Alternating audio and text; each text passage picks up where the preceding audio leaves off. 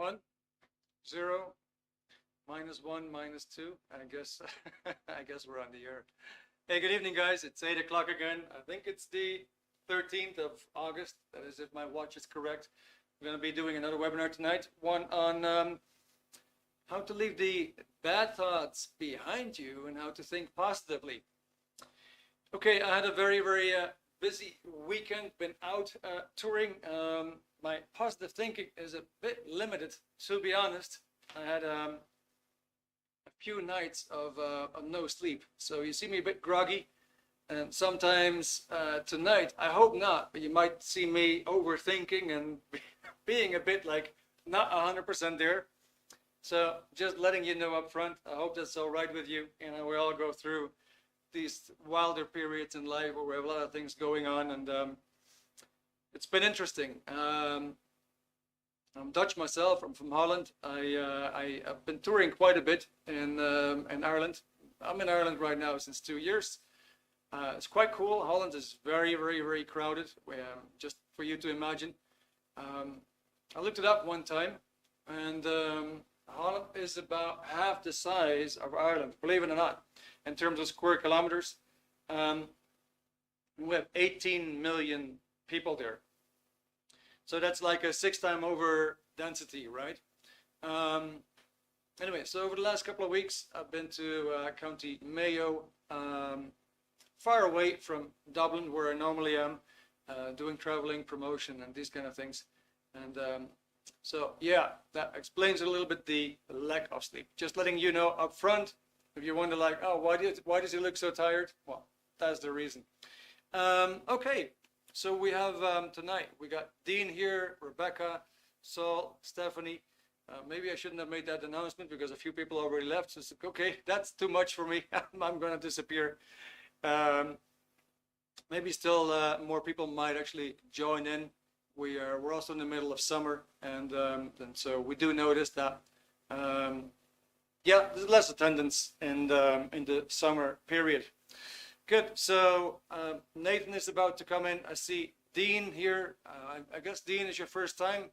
Welcome. Rebecca Morehouse, good to see your name again. I know I sent you a personal message on Meetup. Not sure if this is your first time or if you've been here before already. Either way, welcome. It's great to have you. We have Sol. Suppose Sol, you might be from Spain or Latin America. Sounds like a very Spanish name to me. Michael Sheridan just joined us again. That's great. Great, Michael, to have you again.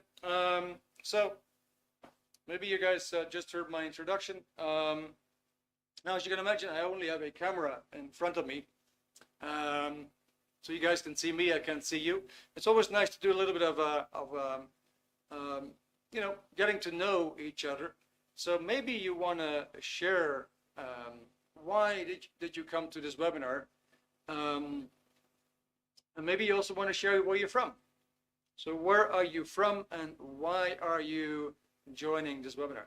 The chat is wide open, so feel free to put something in the chat. It's nice to get acquainted with one another. It's nice to know why you are here. Why did you come to this webinar? You know, maybe you have a particular reason that you want to know more about the subject.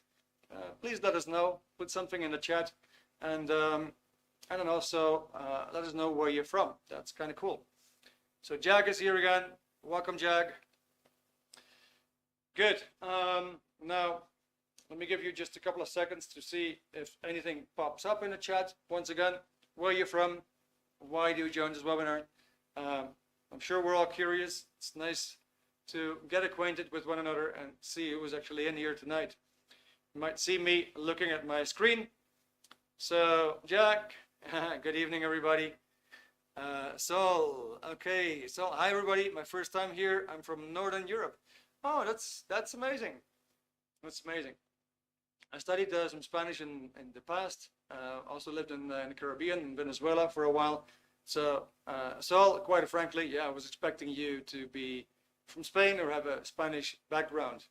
Cool. Now, obviously, the whole topic about the topic of tonight is all about how do we actually convert or go from negative thinking to more positive thinking. Yeah, that's the whole idea about tonight. And I'm going to be using a book that's coming from an international bestseller. The author is L. Ron Hubbard. He did a lot of research on the mind and life. Of his works, he sold more than 140 million copies, and he appears 3 times in the Guinness Book of Records. So this book that I'm going to be using tonight is called Self-Analysis. And there's an interesting quote that I wanted to share with you, which is at the back of the book. And it says, self-analysis will conduct you on the most interesting adventure in your life. The adventure of you. Now, how efficient are you? What are your potentials? How much can you improve? Well, basically, your potentialities are a great deal better than anyone ever permitted you to believe. That's an interesting quote, isn't it? Your potentialities are a great deal better than anyone ever permitted you to believe. Now, I'm going to leave the riddle with you. We're just going to start working at it. Let's see. Nathan is here. Hi, everyone. Also, your first time here. South Africa. Okay, fantastic. Been in Ireland for almost 5 years. Nathan, welcome. You speak Afrikaans, because that would be something I could understand. And I actually went to Joburg. I went to Johannesburg 2 months ago, and absolutely loved it. I felt like I didn't want to come back home again. Cool, Kyle, good evening. Great to see you again. All right, so I think we're pretty much complete now. All right, now, just to start off with a first question for you guys. Yeah, have you ever thought that you could be more, that you could do more, that you could achieve more, that somehow you could be more successful? You have more in you, you have more qualities in you, but at the same time, something was holding you back. Have you ever had that feeling? Do you ever think that you could be more, that you could do more, you could achieve more? Somehow you have more potential in you. At the same time, there was something holding you back. Please put the answer in the chat. Yeah, have you ever had that feeling? It's going to be important because we're actually going to have a look at that tonight. And it's quite simple. You could answer with yes or no. Makes it quite simple. We don't have to go into big text because it's a webinar. We only have 1 hour. Yeah, but have you ever had that feeling that you could be more, that you could do more, that you could achieve more, be more successful, and at the same time there was something there holding you back? Have you ever had that thought? Have you ever had that feeling? So while you guys are typing, I'm going to have my, for Nathan, Red Bush tea from South Africa. Spiced it up with cloves, cayenne pepper, honey. I'm going to keep me going tonight, I guess. Michael, yes. Okay, Nathan, yes. Good, fantastic. Now, what we always do, we ask a lot of questions, yeah, to familiarize ourselves with the subject. Now, if you've had that thought that something was holding you back, yeah, what would you say if you could summarize it in 1 word or 2, 3 words? What would you say it would be? Would it be, for example, confidence? Or would it be the idea, I'm not good enough? Or would it be that stress takes over and I get the butterfly feelings? What is the thing that most regularly comes to your mind that that puts this barrier there that you can't seem to overcome? That one thing that holds you down. How would you sum it up? Okay, Nathan, thank you very much. Fear and doubt. Okay, Jag, confidence, stepping out of my confidence boundary. Good, cool, I appreciate that. Thank you very much. Okay, so let me let me show something. And for the guys who were here last week, we do slides on the screen, makes it a bit easy. We're just going to put the first slide there, which is about the different zones of states of being. Let's see if we can put that up now. All right. Oh, I just see that I'm slightly in that. I'm slightly mixed in that slide. Well, anyway, I can read it for you. Yeah. Or actually, my colleague is doing an amazing job. So imagine that you have a certain vitality in you. Yeah. And that vitality can either be very high. That vitality can also be suppressed, if you will. So the purpose of life is to survive, and is to survive in an abundance. Yeah, you can also say that the purpose of life is to do well, right? To take care of yourself, your family, your group, mankind, and so on. Yeah, but it's definitely aimed towards doing well, doing better, towards survival. Now, you're probably very familiar that if you, for example, if you turn on the TV, you watch the news, or you read the newspaper, and you get all the bad news, that concept of your survival, that is, you could say, under attack, right? You read some articles, and it says, well, the unemployment is up, and inflation is rampant. Country A and B, they're in war together, and other countries are following in their wake, something like that. And you go like, gosh, how can I possibly survive like that, right? How is that possibly happy? So you could see here on the screen, I'm showing you like 4 zones there. Yeah, the upper zone in zone 3 is where a person feels happy. Yeah, he's got an overall well-being, and so that would be like, you could almost say that would be like an optimum zone to be in. If he's experiencing more suppression in life, things are putting him down upon, we're going to talk about that a little bit later, then he might actually go to the next zone, zone 2, where you have a level of a kind of like a bearable existence. Below that, the person would protest quite a lot and fight against it, right? And below that, you would actually have a zone where a person would give up. Now, so you can imagine that if you just subdivide it like this, you know, you could actually put everybody, every single person, in one of these zones. Yeah, the more higher up, the better the person survives. The thinking gets more and more positive, and the lower the person goes, the more actually he approaches death. He's approaching succumbing, giving up. So, for example, in zone 0, right, it says the zone of apathy. So apathy is basically giving up. It's a hopelessness. So the zone of apathy, here's where the person has actually lost courage to go into action and conquer life. The general attitude of that person is that they're just the way things are, and there's nothing you can do about it. You couldn't change anything about it. So this person has given up on his dreams or his ideals, or quite frankly, he doesn't even know what his goals and what his dreams are. Yeah, that would be the zone of apathy. So I'm going to ask you a question right away. Have you seen somebody in that zone where you felt like, okay, well, this person has definitely given up. He's given up on his ideals. He's given up on his dreams.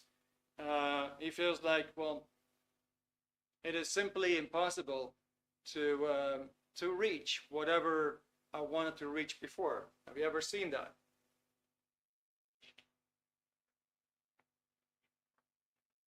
You might say quick yes or no. That's fine.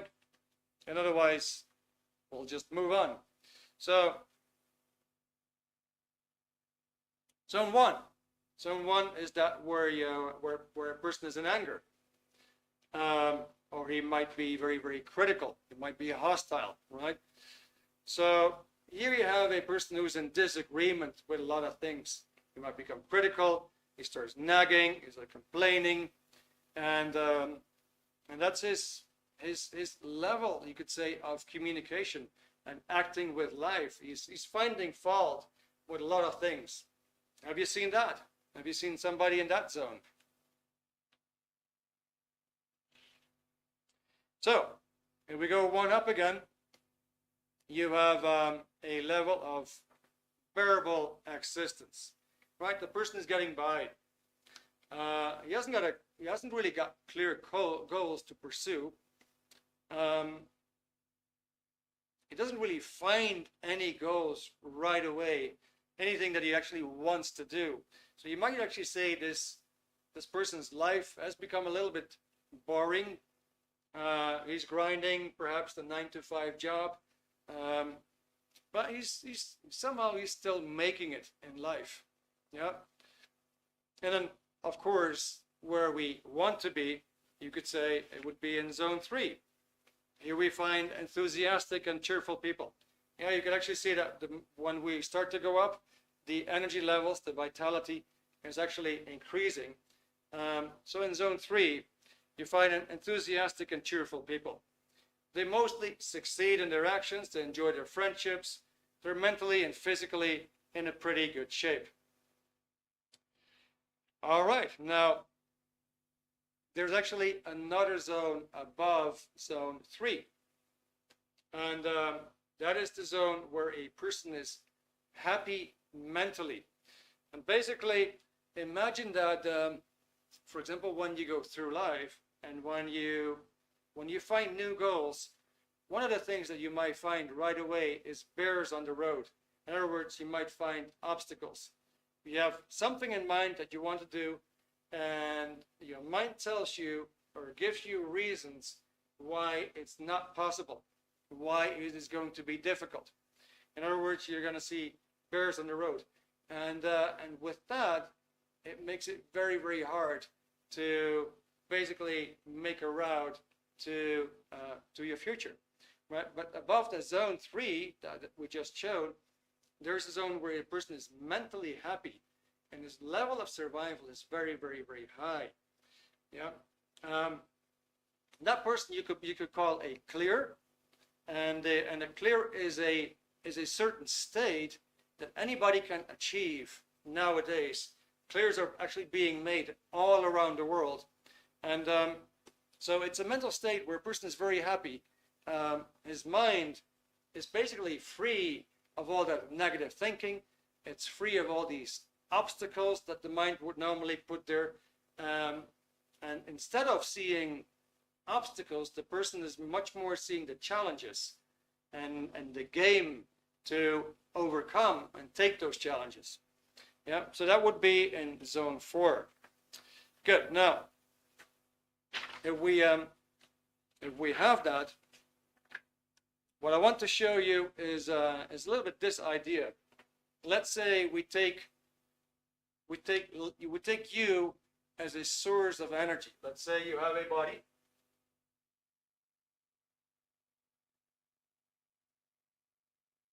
And then you also have a mind, and your mind contains pictures.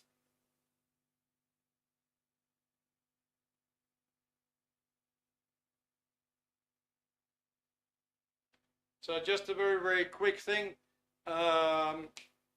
Maybe you can remember what you had for breakfast this morning, right? Or what you had for lunch today.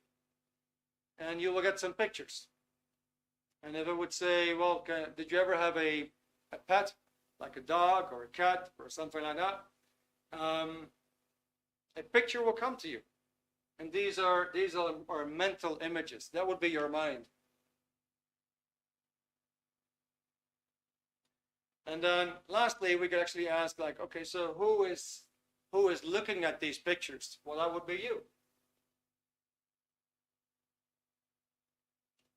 So we could say, okay, let's divide man in 3 parts. There's your body, there's your mind, and you have you. Now, it's very, very interesting to know everything there is to know about you. Like, going back to the book, like, how efficient are you? What are your potentials? How much can you improve? Yeah, questions like that. And you can actually get answers to these questions. It's also very interesting in what is the mind? What is actually happening in your mind? What are you doing with your mind? How do you use it? How can you get rid of the mental blocks or barriers? Yeah. So these two topics are terribly interesting. Perhaps that one is not so interesting. Your body lasts maybe 75 years on average, right? So then the question, of course, is what remains? Well, I'm not going to go into that because it's philosophical. All I can tell you is you can actually find out for yourself. Now, we're going to call you a life force.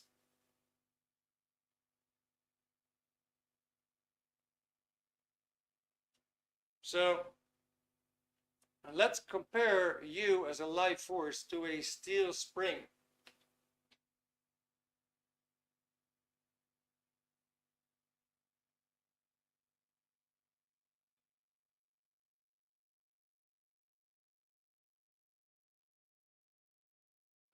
You know, it would be kind of like, for example, the string that you have in your car, right? So your car has got like 4 springs, and that makes your car go up and down, right?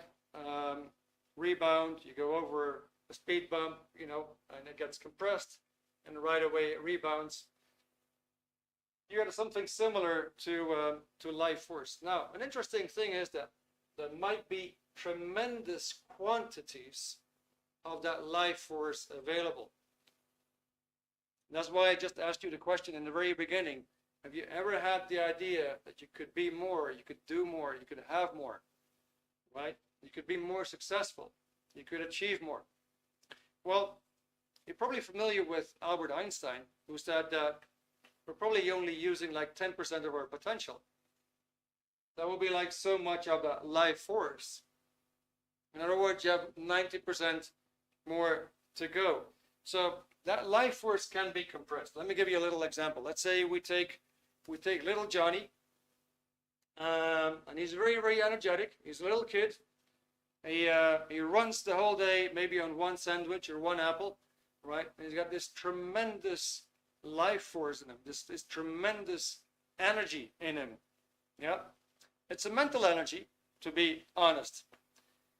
So Johnny is running, and he trips, he falls, he hurts himself, and now he's in pain. So that spring, that life force, yeah, it just gets temporarily compressed.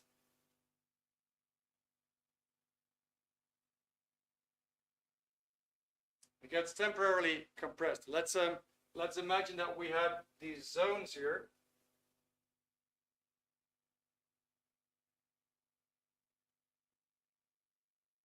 We had apathy there, and then we had anger here, and we had bearable,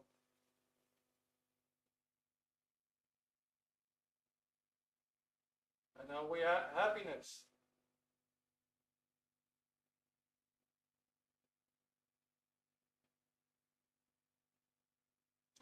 So let's say Johnny trips, right, and was happy before, but he trips and he's hurt, and maybe up to that point he might be very upset with whatever made him fall. He might also cry, you know, and even go a little bit lower. You have a bit of an idea how that works. Now, Johnny would go home and he might be crying, and mommy feels for him, and she puts I don't know, a few kisses on the wound, and then a patch. And what do you see happening? You see Johnny rebounding. You see Johnny rebounding, going straight back up again. Yeah, you've probably seen that in life, right? So To give you an idea, if we talk about, for example, little Johnny, he hurts and he moves back up again. Quite often with adult people, with older people, they experience losses, for example, or they experience quite impactful things, maybe like surgery, or maybe the loss of a job or the loss of a company, or whatever happens, but something impactful. Yeah. So I got a question for you in between. Have you ever had the idea, ever had the thought or feeling that if such an incident in the past, if that wouldn't have happened to you, that your life would be better today? Have you ever experienced something like that? Just the thought like, gosh, if that wouldn't have happened, things would have been so much better today. Have you ever experienced that? Please type it in the chat.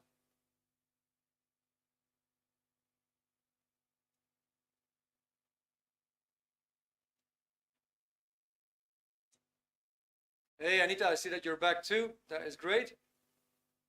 Huh. Okay, Nathan, thank you for your answer. Okay, so that's not really a real question to you, perhaps.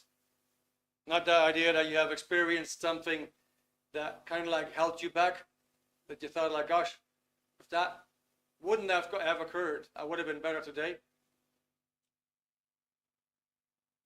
Okay, Michael Sheridan, all right, family and friends that passed away. Yeah, that's a very good answer. It's a very good answer. Like, it definitely does something with your vitality. It definitely can do something with your life force. And the life force just gets suddenly compressed. And then what may happen is that you feel like you do want to rebound, you simply don't know how, right? And then an individual can actually get stuck in it. Yeah. Now, what I want to say is that this life force here that seems to be gone actually is not gone at all. Yeah, you can actually reclaim it, and that's where we're going to go tonight. The reclaiming of the life force that seems to be lost. Good. Now, from the three zones, we're going to go to the next concept. And I have a question for you. Let's say you take little Johnny again, and little Johnny is he's cheerful. He's like over there. He's cheerful. He's happy, and he wants to get an ice cream. It's close to 6 o'clock. Mommy is preparing dinner. Little Johnny wants to have an ice cream, so he's like, "Mommy, mommy, I want to have an ice cream." And mommy says, "Hang on, it's 6. We're about to have dinner. You cannot have your ice cream." But Johnny's like, his best friend Peter just got an ice cream, so he can't really see why he shouldn't be getting an ice cream. Right? He wants it so badly. Okay, so what do you think is going to happen if that ice cream is really important to Johnny? He wants to have that ice cream. If mom tells him no, what do you think is going to happen to his emotions? Is he still going to remain cheerful about having the ice cream, or is something going to happen to him emotionally? Something going to happen. Will it remain cheerful, or will it change? What do you think is going to happen? That's a question for you guys. Yeah, what do you think is going to happen? Pop something in the chat. Is he going to remain cheerful about the ice cream, even right now that he still can't have it? Or is something going to change? All right, Michael, probably getting frustrated and angry. Good, thank you. Anybody else? What do you think is going to happen? Johnny wants an ice cream, his mom won't let him. He was all cheerful about the ice cream. He definitely wanted to get that ice cream. Mommy is not going to let him. What is going to happen to his emotions?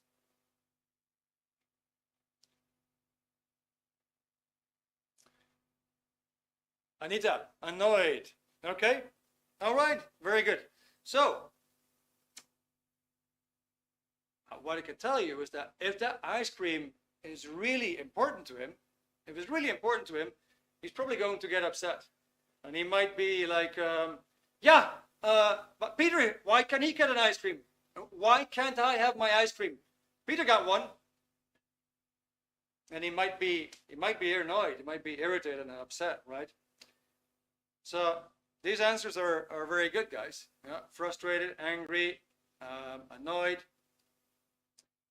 If that ice cream is not so super, not so much a must for him, yeah, he might be like, well, okay, all right, we can do that later. So he might be a little bit bored about the whole thing. Yeah. So in other words, if he's here and the ice cream gets like is a must. He must have the ice cream because in his mind that's just the way it works. He's gonna be angry. But if he's kind of like, okay, it's not super important. It's not something that he must have right away, and he can wait for it. Then he actually might go down. Yeah, it's bearable to him. Good. Now, all right. Now let's say he's actually dropping down here to apathy, and he's upset with his mom. So why can't I have an ice cream? My friend has one. I want an ice cream. And the mom is like, she's responding in the same way. Like, can you shut your mouth? Yeah, I just told you, you're not going to get your ice cream. Now, go and sit in the corner because we're going to have dinner. So mom is responding in the same way. Good. So now what is going to happen with Johnny's emotion? He just went from happiness, from cheerfulness. He went down to being angry. Now the mom is being angry too. So what is going to be his next emotional state? What do you think? What do you think? How will he respond emotionally? What kind of emotion might he be in? What have you observed in life and in these kind of situations? What do you think is going to happen? Is he going to give up? Is he going to cry? Is he going to be in grief? Is he going to destroy things? Even get more angry? Okay, Anita, withdrawal. Thank you very much.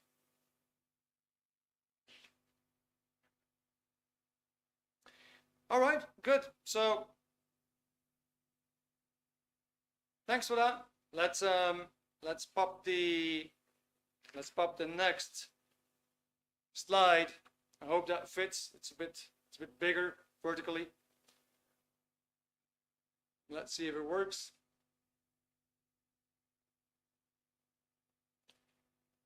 Voila, good. So if we would have like a general subdivision here, we could actually zoom in a bit more and say, well, that person that is normally happy, if you look at the scale, which is a bit more defined, you'll see at the top, you will see enthusiasm at 4.0, and that is the top of the scale, whereas this person basically has a lot of life force. Yeah. You could say it's over there. That spring is completely expanded, and the person can have any kind of hit from life, but he will always rebound, and he will rebound very, very fast. So in other words, he will overcome the bad situations quite fast and regain his mental capacities. Yeah. So he will be over there instead of enthusiasm. Yeah. That's a lot of energy, yeah, vitality. If he loses a little bit, goes a little bit down, then you got 3.5. He is cheerful. If he loses a little bit more, it's going to be 3.0, and there you have conservatism. So conservatism, you got that bearable existence. Also in boredom, bearable existence. And then right down, we're going to go to hostility, to antagonism. So to give you an idea, it's a funny thing. Emotion has a lot to do with motion. This word motion is in the word emotion. So when you're like in enthusiasm, you move fast. You have a lot of energy. You move fast. You obtain your goals. You don't see real bears on the road. You know, life is a big game if you're enthusiastic. Yeah. Your body is in an excellent shape. You have plenty of friends, and you enjoy life to the fullest. You're also very, very open in expressing yourself. Yeah, makes it quite easy to talk to anybody on any subject.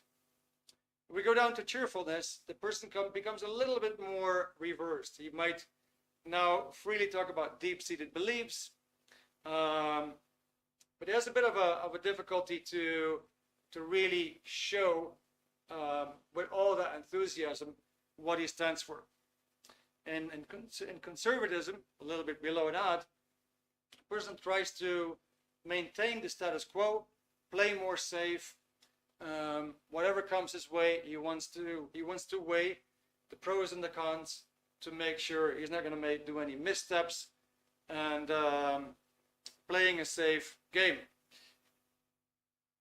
Top happiness, we go with conservatism, we go into a bearable state of being.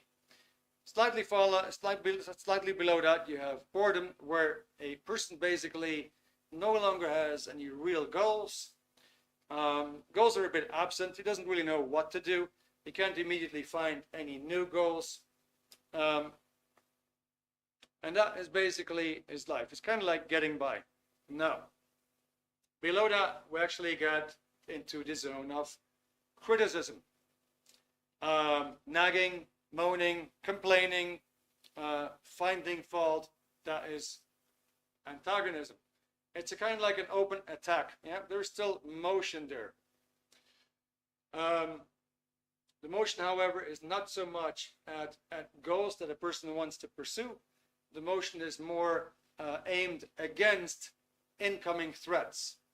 The person perceives there's something there that's approaching him that he wants to keep at bay. It becomes a bit stronger at anger, where he actually might become a bit more violent. Then below that, you see an interesting emotional tone, and you have covert hostility. Now, covert means hidden. It's something which is not shown. Now, you have hostility there, which is to say that the person has hostile feelings towards others, but he doesn't really show it. He's too afraid to show that he feels hostile towards others. And here you're also in the band of kind of like people telling you how wrong you are, but they mean the best. They're simply giving you advice on how wrong you approach and do things, but it's for your own good. So it's hidden. Below that, you have fear, speaks for itself, I suppose, grief, apathy, and below that, a person is dead. So let's say we take the example again. Little Johnny wants an ice cream. He's an enthusiastic fellow, or he's cheerful, and he really wants to have that ice cream. So what happens is he's going to approach his mom and say, "Mommy, I want an ice cream." And so the mom says, "No." Okay, so he might go to boredom if it's not super important to him. If it is important to him, he might actually drop down to antagonism, finding fault with his mom. Yeah, what are you doing? Peter got an ice cream. Why can't I get one? You're so wrong. That would be antagonistic, right? Or he might actually start to throw things and damage things. Then he would be angry in 1.5. When he feels that it's all lost and it's all over and it's kind of like impossible for him to get the ice cream, he's going to drop down to 0.5 to grief. And he might be crying about the whole thing. And when it gets so bad that the mom starts to pity him, and it's like, gosh, what am I doing? You know, how much can it hurt to give him an ice cream? I said, well, Johnny, you know, second thought, you can actually have an ice cream. And now by this time, Johnny has actually given up, feeling like he can't even have the ice cream anymore. And he can't even have the ice cream in the future either. And then he would have given up, and then you will find him in apathy. This is how this scale works. Now, the interesting part is that the whole scale, let me see, the whole scale is actually found in this book. And what you have in the book is you actually have tests in there to find out for yourself. I'm just looking for it right now. Find out for yourself, where are you on that scale? So first of all, you have a chart of evaluation. Now the interesting thing about that scale is that everybody is somewhere on that scale. You could move up. You're in good company, and you're having a very, very nice out, and you move up. You're coming back home again, and you move down. And you get some bad news, you move down. You get some good news, and you move up. But on an average, everybody can be pinpointed to a certain position on the scale. Now, it's fascinating to find out for yourself, where am I on that scale? Now, imagine that knowing where you are on that scale, or knowing where somebody else is on that scale, you can actually predict the medical range that the person is in. You can actually predict how a person behaves sexually, how he will handle kids, children. You could also predict how much command this person has over the environment. You could also quite accurately know if he's telling the truth or if he isn't. In other words, you can predict his handling of truth. You could actually predict how he speaks, how he talks. But you can also turn the whole thing around, and you can actually look at a person's possessions. You could actually look at a person's health. You could look at how the person behaves sexually, how he handles kids, how he handles the environment, and you pretty much have the person pinpointed on the scale. You can do that for yourself. So in this book, you'll actually find tests to know for yourself, where am I on that scale? Now, why am I telling you this? Because the whole purpose of the book is actually to move you up on the scale. That is the purpose of the book. So, like I said in the beginning, or half an hour ago, you actually have way more life force in you. You have way more potential in you than you're actually using. And you might actually agree with that statement from Albert Einstein, where he says, we probably only use 10% of our potential. Well, imagine that you could gain 90%. Yeah? That'd be right. That'd be quite amazing, right? Yeah, that'd be something. So if you are, for example, let's say you are procrastinating. You're postponing things to later. You kind of like feel some fear to get going, to take a decision, to go into action. And quite frankly, that vitality has been compressed quite a bit, and on that scale, you might actually have gone down also quite a bit. Now, since you do have all that life force still available, it's probably very good to know, what can I do to rebound? So that's the beauty of the book. The book actually gives you processes that you can either do with yourself, or processes that you can actually do with somebody else. In other words, you have tools here to lift yourself up, and you have tools to also help your partner, your kids, your friends, your family members, to lift them up. Yeah. So like I said, you can use it on yourself. You can also use it on somebody else and help the other person. Now I've had rave results with this myself. I noticed a tremendous increase going up, and experiencing that things actually became much more easy, that the negativity kind of like started to go away bit by bit by bit. And I've had rave reports from other people telling me that, gosh, everybody should do this. This is amazing. Okay, good. That was just a little bit of a pep talk. Now, just the whole idea. Let's just pop up that chart again one more time.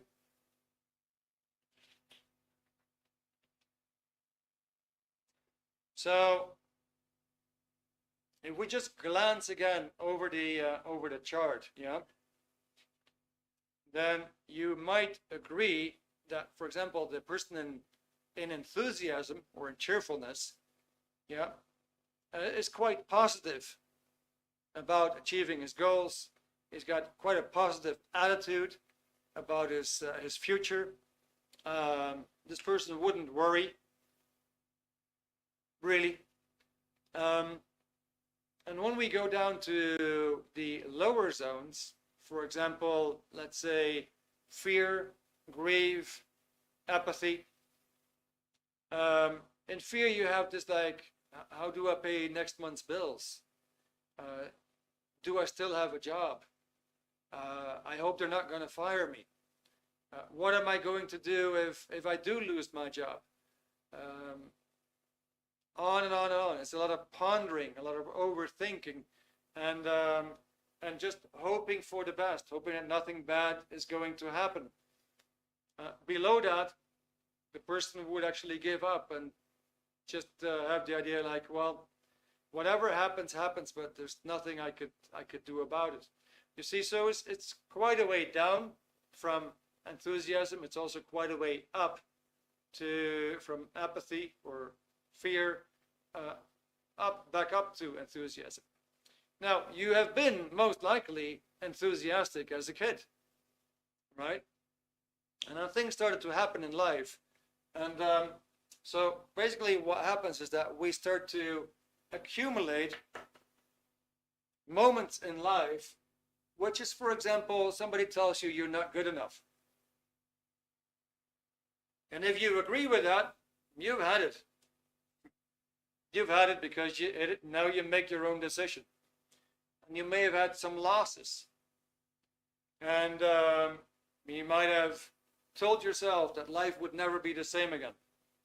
So in other words, we go through life and we experience all kinds of, you could say, upsets, disagreements, losses, painful moments. They're stored in your mind. Now, once we start to accumulate these upsets and disagreements and having been with the wrong people, having been in the wrong environment, we start to basically go down. And the more we accumulate, the more we actually go down, up to the point where we get very, very, very old, and we have the idea that we're certainly in a stage right now that nothing could be done. And that is basically how it works. The mind starts to accumulate all kinds of unwanted, undesired experiences, and we kind of like get stuck in these moments. And what happens is that the more we accumulate over there, the more we the more we seem to lose that life force. And that spring gets compressed. Now, up till now, there was no real solution to turn the whole thing around. For, you could say, like for hundreds, maybe thousands of years, people have looked for solutions to turn the whole thing around. And it was just a very, very simple discovery that there was a method basically to clean up the conclusions coming from bad experiences, and that would actually be very, very, very simple. It would be a procedure that by just looking at these things in a certain way, according to a certain procedure, would actually take away the bad feelings, the bad conclusions, and these kind of things from the memories. And when you would do that, you would actually work on increasing that life force again, while you would be eliminating the bad influence from your own mind. So what do you do with self-analysis? It is a book that will give you a procedure to regain yourself, regain your own vitality, regain your own life force. In other words, rebound bit by bit by bit again, and moving up into the higher zones. Very, very simple example. For me, I always had a phobia to make phone calls. It was something I could never do, and I felt it was definitely ruining my life. And thanks to these procedures, that has actually turned around. And it hasn't taken a lot of time. And quite frankly, it's turned around so much that I can comfortably, actually with pleasure, make phone calls right now. Good. I've been talking a lot, and that is because normally I do, to be honest with you, normally I do a bit more preparation, but I've been having very, very busy days, and I didn't really have the chance to put a lot of questions there for you. But at this point, let me ask you, maybe you have a question for me. We're close to 9 o'clock. I just realized that we were that the topic of tonight was on negative thoughts, positive thoughts. Obviously, the positive thinking occurs here, the negative thinking occurs there, right? And you do have all that vitality. That is my statement for tonight. You do have all that vitality to gradually get out of the negative and move into the positive. And that is because you have actually been there. You have been there, and gradually, because life will just keep throwing things at you, gradually you started to move down. But you have actually been up, and you can actually get back up. And it is far more easy and far less complex than many people think it is. Yeah, this is not psychology, this is not psychiatry, thank God, because that doesn't work. But actually, this does absolutely work. Okay, guys, do you have any question at this point? Let me know, pop something in the chat. Do you have any question at this point?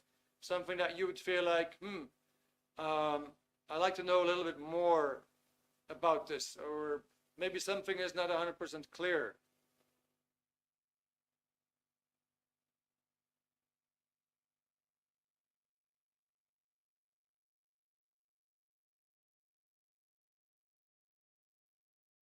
Feel free to put something in the chat. It's been a bit quiet tonight. Nevertheless, I hope you had a good time.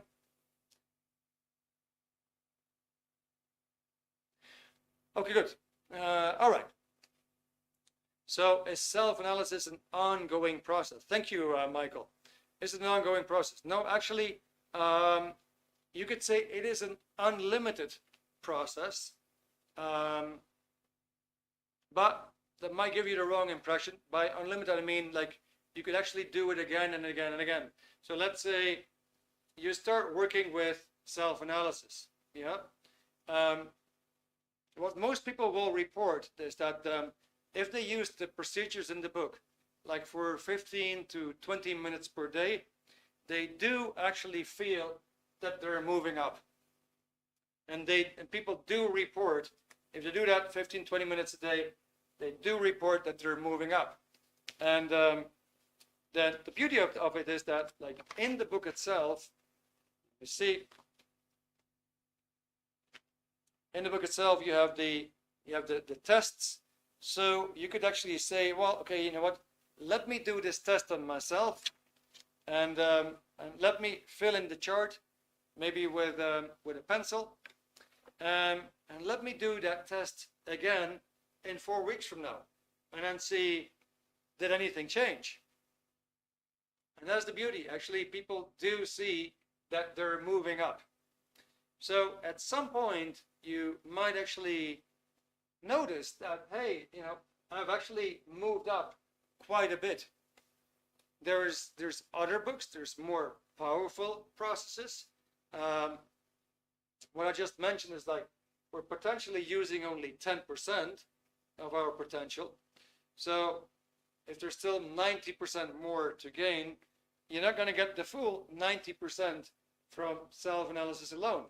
But you will get a good chunk. So that's why I say it is limited in a certain way, in that way that it will bring you quite a bit up. Now, above that, like I said, there's clears. People have a very, very clear thinking, IQs of 140 and up, very, very competent. It's a state that anybody can achieve. Clears are being made every day, and they're even more up than that state. So it's not that they're like Superman or something like this, or a Wonder Woman, but their reasoning, their speed of deciding, going into action, that is has no comparison with the quote-unquote normal person. That person is way up. So, and it would take more processes and different processes actually to make clears which are in the upper band. Yeah, I hope that answers your question a bit. Okay, let's see, where is the next one? Jag, it would be good to know the personalities, characteristics of each of the levels so you can judge where you are on the scale.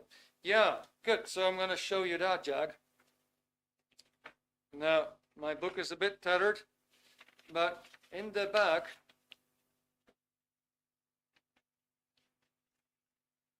you actually have a chart. You can see I highlighted some stuff, but you have a chart there, and one of these columns actually depicts all these emotions. And in the other columns, you can see the sexual behavior of a person, how he handles kids, how well he controls or handles the environment, how well he handles the truth or deals with the truth, how he would communicate, how he would speak, how he would listen, how he would pass on a communication, the value of such a person as a partner or friend, also the state that his memory is in, the condition of his own direct environment. You could read his medical condition, and all of that is actually plotted on the chart. So you could read the emotion and then expect the behaviors. Otherwise, you could also notice, for example, a number of behaviors and pinpoint them on the chart, and then you would know, okay, so the person along the line behaves all the way like that. Let's say you see that a person's possessions are in a very, very poor shape, that his clothes look kind of tattered, he seems to be absent, for example, he's doing ups and downs, and he's got certain illnesses. You can actually pinpoint him on the chart, and right away the chart will tell you what is the sexual behavior. Can I trust my kids with this person? Can I trust my possessions with this person? Can I borrow this guy money? Will I ever see it back? And so on. Yeah, you're actually going to get all that information. It's quite fascinating. So that is I would say it's a bonus of the book itself that actually gives you a full chart of predicting human evaluation. So you're definitely going to get that, Jag. Okay, Nathan, can you provide any steps to take? Hang on, let me see. There's something there below. Can you provide any steps I can take to help turn negative thinking into positive thinking? Yes, absolutely, Nathan.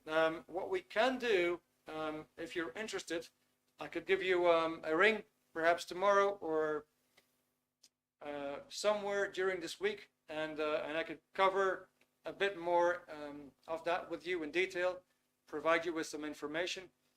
For tonight, since I see it's 9 o'clock, I wanted to end up with you guys.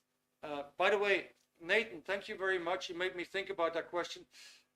Anybody here who is interested in a better survival for himself and accomplishing more, and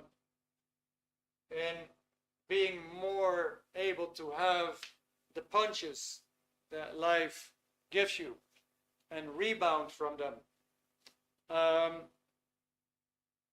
or in case you want to play another game, you're not satisfied with your work, you want to play something, you want to play another game, you want to play a bigger game, you just don't know how. Let me know if you have any questions on that. There's good information around. I will not be your guru, but I can be the messenger, I hope, and help you with that data so you can actually find out for yourself. So I just give you like one personal example. I have many. One of the things is that I completely recovered from this phobia of not being able to make phone calls. Now imagine I graduated as an engineer, had to start working, had to start making appointments, had to meet the targets, and I hated it. I couldn't make calls. Every time I felt like, butterflies, my whole body very, very tense, armpits smelling, just so much stress that there was something there was holding me back so much. I couldn't do it. And it's completely turned around, and it's been very, very stable ever since it has turned around. And I'm just giving you one example. There's many more. So what I'm trying to tell you is there's definitely solutions out there. Now, what we have for you tonight is something really special. That book, Self-Analysis, actually it comes in 52 languages. You can get it in, I don't know, Spanish, Brazilian, Portuguese, Urdu, Afrikaans, if you want, Spanish, Farsi, Chinese, Japanese, Korean, you can name it. It's over 50 languages. The book is 17 euros, including shipping. And tonight, we're actually going to chip in another book for you, which is the tone scale in color. And you'll find charts in there. This book doesn't have pictures. This one actually will give you pictures. It'll show you, for example, what faces people make, and I mean, what do they do with their eyes, how do they look, and it's going to give you extra information to see who you have in front of you and how to talk to that person. also how to predict his behavior. And you're going to have the full emotional tone scale. Now, it doesn't stop at enthusiasm. It goes even way more up. So and also it tells you how do you get there. So that's a fantastic offer, I feel.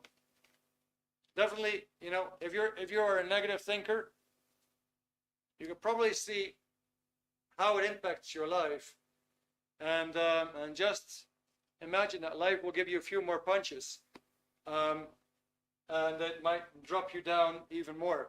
Life becomes very unbearable, and the future actually starts to look really grim. So you don't want that. That's what I think. If you want immediate improvement, if you're really looking for an immediate solution to get started, to get data, to do something for yourself, like an investment in you, that's an amazing start. 17 euros, the price of a burger menu, so to speak. You get an extra book with it on the emotional tone scale, giving you additional information. Together, 17 euros, both of them, including shipping, in the language of your choice. The link for that is going to come up, and the offer is valid till 9:30 tonight. So you have basically 25 minutes.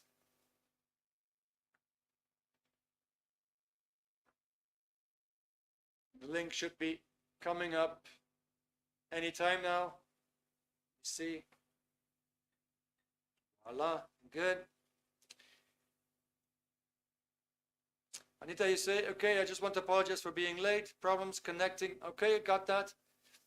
That's a pity. Okay, self-analysis book. Got the self-analysis book. Okay, good. That's fantastic. Great to hear that you have that book. Nice. So you will do the test. Plenty of distractions. Okay, with my son, grandchildren, impromptu barbecue. Okay, very good. Cool. Dita, I don't see the link in the chat. Let me see. Now I see the link. Okay, good, fantastic.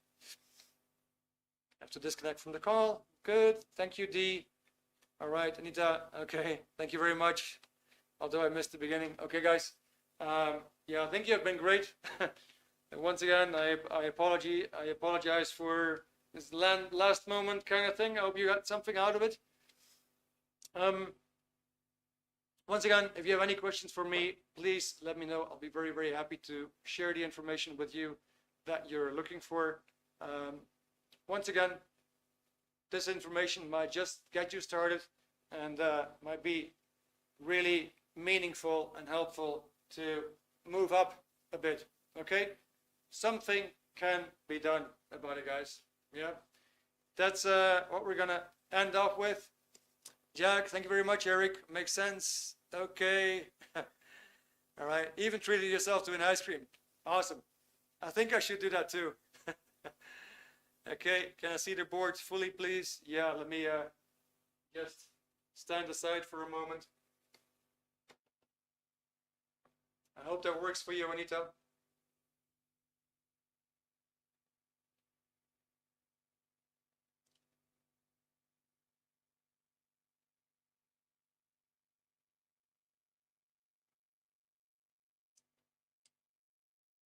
Kyle is always around. He actually wanted to know what kind of tea I was drinking, and it was always ginger tea. Tonight it's Rooibos, Red Bush. So Nathan, up to you, man. Okay, guys.